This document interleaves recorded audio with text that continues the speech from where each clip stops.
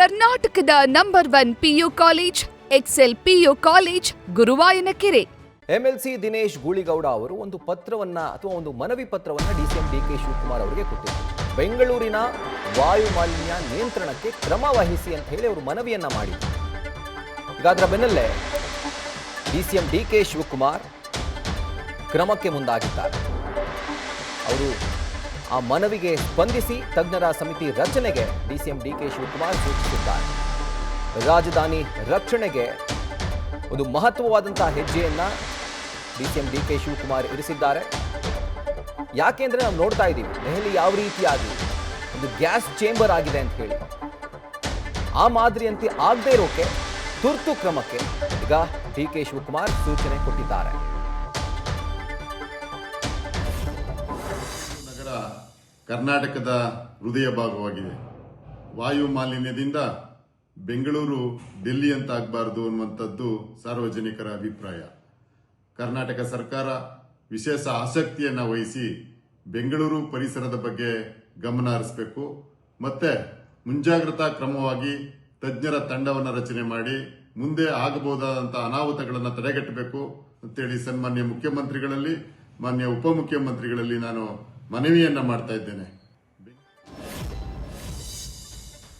ನಾವು ಕೆಲವೊಂದಷ್ಟು ಫಿಗರ್ಸ್ಗಳನ್ನ ಗಮನಿಸ್ತಾ ಹೋದರೆ ಒಂದು ರೀತಿ ಸರ್ಪ್ರೈಸಿಂಗ್ ಆಗಿರುತ್ತೆ, ಜೊತೆಗೆ ಶಾಕ್ ಕೂಡ ಆಗಿರುತ್ತೆ. ಯಾಕಂದರೆ ನೋಡಿ, ನಮ್ಮ ರಾಜಧಾನಿಯಲ್ಲಿ ರಿಜಿಸ್ಟರ್ಡ್ ಮೋಟಾರ್ ವೆಹಿಕಲ್ಗಳ ಸಂಖ್ಯೆ 1,23,24,919 ಇಷ್ಟು ಗಾಡಿಗಳಿದ್ದಾವೆ. ಸೊ ಜನಸಂಖ್ಯೆ ಮತ್ತು ವಾಹನ ಅನುಪಾತದಂತೆ ಪ್ರತಿ ನಾಗರಿಕರಿಗೆ ಒಂದು ವಾಹನ ಅಂತ ಬೀಳುತ್ತೆ. ಇದು ಲೆಕ್ಕ. ನಿರಂತರವಾಗಿ ವಾಹನಗಳ ರಿಜಿಸ್ಟ್ರೇಷನ್ ಹೆಚ್ಚಳವಾಗ್ತಾ ಇದೆ. ಅಂದರೆ ಒಂದು ಸಂಖ್ಯೆನ ನೋಡ್ತಾ ಹೋದರೆ ಪ್ರತಿದಿನ ಆನ್ ಆವ್ರೇಜ್ 2,563 ವಾಹನಗಳು ನಗರದಲ್ಲಿ ರಿಜಿಸ್ಟರ್ ಆಗ್ತಿದ್ದಾವೆ. ಇದರಲ್ಲಿ ಸುಮಾರು 84 ಲಕ್ಷಕ್ಕೂ ಹೆಚ್ಚು ದ್ವಿಚಕ್ರ ವಾಹನಗಳಾಗಿದ್ದಾವೆ. ಸೊ ಈಗ ಸದ್ಯಕ್ಕೆ ನಮ್ಮ ಬೆಂಗಳೂರಿನ ಏರ್ ಕ್ವಾಲಿಟಿ ಆವರೇಜ್ ನೋಡ್ತಾ ಹೋದರೆ 50ರಿಂದ 70 ಇಲ್ಲಿದೆ. ಇದು ಮೀಡಿಯಂ ರೇಂಜ್ನಲ್ಲಿ ಬರುತ್ತೆ. 0ಯಿಂದ 50 ಗುಡ್ ಅಂತ ಕರೆಸ್ಕೊಳ್ಳುತ್ತೆ, 50ರಿಂದ 100 ಮಾಡ್ರೇಟ್. ಸೊ ಈ ಇದರಲ್ಲಿ ಲಿಮಿಟ್ನಲ್ಲಿ ನಮ್ಮ ಬೆಂಗಳೂರಿನ ಏರ್ ಕ್ವಾಲಿಟಿ ಇಂಡೆಕ್ಸ್ ಬರುತ್ತೆ. ಮುಂದಿನ 5ರಿಂದ 10 ವರ್ಷಗಳಲ್ಲಿ ವಾಹನಗಳ ಸಂಖ್ಯೆ ಜಾಸ್ತಿ ಆದಂತಹ ಸಂದರ್ಭದಲ್ಲಿ ವಾಯು ಮಾಲಿನ್ಯ ತೀರಾ ಕಳಪೆ ಮಟ್ಟಕ್ಕೆ ತಲುಪಬಹುದು. ಹೀಗಾಗಿ ಆ ಎಕ್ಸ್ಟ್ರೀಮ್, ಆ ಝೋನಲ್ಲಿ ಬರುವಂಥ ಏರ್ ಕ್ವಾಲಿಟಿ ಇಂಡೆಕ್ಸ್ ಏನಿದೆ, ದೆಹಲಿಯಲ್ಲಿ ಏನಾಗ್ತಾ ಇದೆ, ಸಿವಿಯರ್ ಹೋಗಿದೆ. ಸೊ ಅದಾಗಬಾರ್ದು ಅನ್ನುವಂಥ ನಿಟ್ಟಿನಲ್ಲಿ ಮುಂದಿನ 5ರಿಂದ 10 ವರ್ಷದ ಒಂದು ಯೋಜನೆಯ ಭಾಗವಾಗಿ ಈಗಿನಿಂದಲೇ ನಾವು ಮಹತ್ವದ ಹೆಜ್ಜೆಯನ್ನು ಹಿರಿಸಿದಂತಹ ಸಂದರ್ಭದಲ್ಲಿ ಆಗ ಆ ಲೆವೆಲ್ಗೆ ನಾವು ಹೋಗುವಂಥ ಯಾವುದೇ ಪ್ರಮೇಯ ಇರೋದಿಲ್ಲ. ಹೀಗಾಗಿ ಇವತ್ತಿನಿಂದ, ಅಂದರೆ ಈಗಿನಿಂದಲೇ ನಾವು ಪ್ರಿಕಾಷನ್ಸನ್ನು ತೆಗೆದುಕೊಂಡಂತಹ ಸಂದರ್ಭದಲ್ಲಿ ಬೆಂಗಳೂರಿನ ಏರ್ ಕ್ವಾಲಿಟಿ ಉಳಿಯುತ್ತೆ ಅನ್ನುವಂಥದ್ದು ಅವರ ಮನವಿಯಾಗಿತ್ತು. ಯಾಕಂದರೆ ಬೆಂಗಳೂರಿನಲ್ಲಿ ಎಷ್ಟು ಜನ ಇದ್ದಾರೆ, ಅವರ ಮೇಲೆ ಗಂಭೀರವಾದಂಥ ಆರೋಗ್ಯ ಸಮಸ್ಯೆ, ಆ ಪರಿಣಾಮ ಬೀರುತ್ತೆ. ಆ್ಯಂಡ್ ಪೊಲ್ಯೂಷನ್ನಿಂದಾಗಿ ಮಕ್ಕಳು, ಹಿರಿಯರಿಗೆ ಉಸಿರಾಟದ ತೊಂದರೆ ಆಗುತ್ತೆ, ಅಲರ್ಜಿಗಳು, ಅಸ್ತಮಾ, ಹೃದಯ ಸಂಬಂಧಿ ರೋಗಕ್ಕೆ ಜನ ತುತ್ತಾಗ್ತಾರೆ. ಈ ರೀತಿಯಾಗಿ ಆರೋಗ್ಯದ ಮೇಲೆ ಪರಿಣಾಮ ಕೂಡ ಏರ್ ಪೊಲ್ಯೂಷನ್ ಬೀರುತ್ತೆ.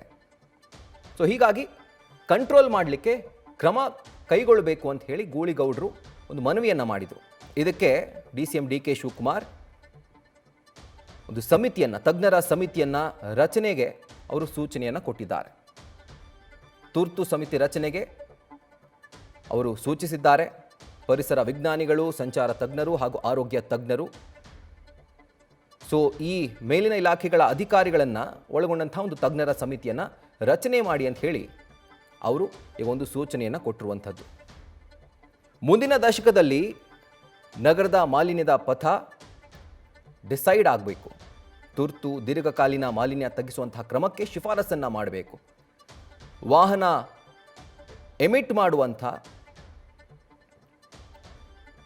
ಒಂದು ಸ್ಮೋಕ್ ಏನಿದೆ, ಅದರ ನಿಯಮ ಹಾಗೂ ಅವುಗಳನ್ನು ಕಂಟ್ರೋಲ್ ಮಾಡಲಿಕ್ಕೆ ಒಂದು ಕಠಿಣ ರೂಲ್ಸ್ಗಳು ಜಾರಿಯಾಗಬೇಕು. ಇದೆಲ್ಲದರ ಕುರಿತಾಗಿ ಸುದೀರ್ಘವಾಗಿ ಒಂದು ಪತ್ರವನ್ನು ಎಂಎಲ್ಸಿ ದಿನೇಶ್ ಗೂಳಿಗೌಡರು ಬರೆದಿದ್ರು. ಅದಕ್ಕೆ ಡಿಸಿಎಂ ಡಿಕೆ ಶಿವಕುಮಾರ್ ಸ್ಪಂದಿಸಿದ್ದಾರೆ. ಅದಕ್ಕೆ ಸಂಬಂಧಪಟ್ಟಂತೆ ತಜ್ಞರ ಸಮಿತಿಯ ರಚನೆಗೆ ಈಗ ಅವರು ಸೂಚಿಸಿದ್ದಾರೆ. ನ್ಯೂಸ್ ಫಸ್ಟ್ ನಿರ್ಭೀತಿಯಿಂದ ನಿಮ್ಮ ಪರವಾಗಿ.